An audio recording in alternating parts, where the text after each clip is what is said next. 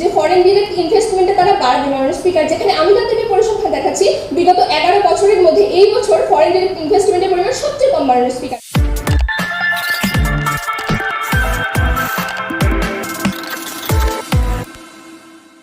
আজকে যখন অন্যান্য দেশে যাওয়ার পর জিএসপি প্লাসের যে সুবিধাটি আসবে সেই ক্ষেত্রে মাননীয় স্পিকার একটি লুপহোল হয়েছে। লুপহোলটা হচ্ছে আর্টিকেল নম্বর 29 যেটি বলছে যে একটি নির্দিষ্ট অ্যামাউন্টের পর যদি আমরা পোশাক রপ্তানি করি সেক্ষেত্রে তারা 12% শুল্ক আরোপ করবে। এই যে আর্টিকেল নম্বর 29 এর লুপহোলটি এটি সংশোধনের জন্য তাদের পক্ষ থেকে কোনো রকমের কিন্তু উদ্যোগ গ্রহণ করা হয়নি মাননীয় স্পিকার। মাননীয় স্পিকার লক্ষ্য করুন, এছাড়া আমরা যেটা আরো বলছি যে আজকে রেডিমেড গার্মেন্টসের উপর যে আমাদের নির্ভরশীলতা, এর বাইরে রপ্তানি বহুমুখীকরণ কিংবা দেশীয় পণ্যের মান উন্নয়ন সেই সম্পর্কিত কোনো রূপরেখা কিন্তু তারা দেখাতে পারছে না। 85% শুধু রেডিমেড গার্মেন্টসের উপর তারা পড়ে রয়েছেন। মাননীয় স্পিকার এছাড়া লক্ষ্য করুন, আজকে আমাদের মাননীয় প্রধান অতিথি সিপিডি নির্বাহী পরিচালক ডক্টর ফাহমিদা খাতুন ম্যামের একটি কথা কোট করছি। তিনি বলেছিলেন যে অনিশ্চয়তা যখন থাকে তখন কিন্তু বিনিয়োগ বৃদ্ধি পায় না এবং সুদের হার বৃদ্ধি ও ব্যক্তি খাতে বিনিয়োগ না হওয়ার অন্যতম কারণ। মাননীয় স্পিকার আমাদের পয়েন্ট ঠিক এইখানে, আজকে যখন রাজনৈতিক অস্থিতিশীলতা বিরাজমান, আজকে যখন আপনি ঘর থেকে বের হওয়ার পরে রাত্রেবেলা ঘরে ফিরতে পারবেন কিনা তার কোনো নিশ্চয়তা আপনার থাকে না। আজকে আপনি গাড়ি সেই অনিশ্চয়তা অস্থিতিশীলতার মধ্যে তারা কিভাবে বলে যে ফরেন ডিরেক্ট ইনভেস্টমেন্টে তারা বাড়বে মাননীয় স্পিকার, যেখানে আমি তাদেরকে পরিসংখ্যান দেখাচ্ছি বিগত 11 বছরের মধ্যে এই বছর ফরেন ডিরেক্ট ইনভেস্টমেন্টের পরিমাণ সবচেয়ে কম মাননীয় স্পিকার। অর্থাৎ তারা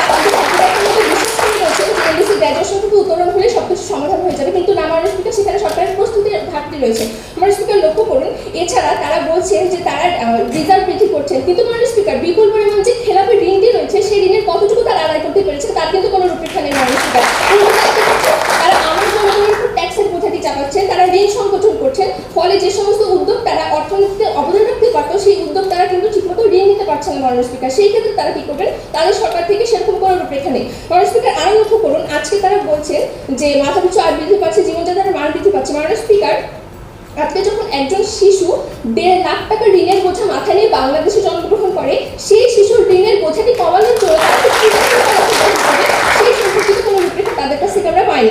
মাননীয় স্পিকার লক্ষ্য করুন, এছাড়া তারা বলছেন যে পরবর্তীতে দেশের উন্নয়ন হবে, কিন্তু মাননীয় স্পিকার আজকে যখন আমার দেশ এলডিসি গ্র্যাজুয়েশন করে ফেলার পরে বিদেশি প্রণোদনাটি কমে যাবে তখন কি হবে, ডোমেস্টিক ট্যাক্সটা বাড়বে। ডোমেস্টিক ট্যাক্স বাড়লে আজকে জীবনযাত্রার মানটি কমবে।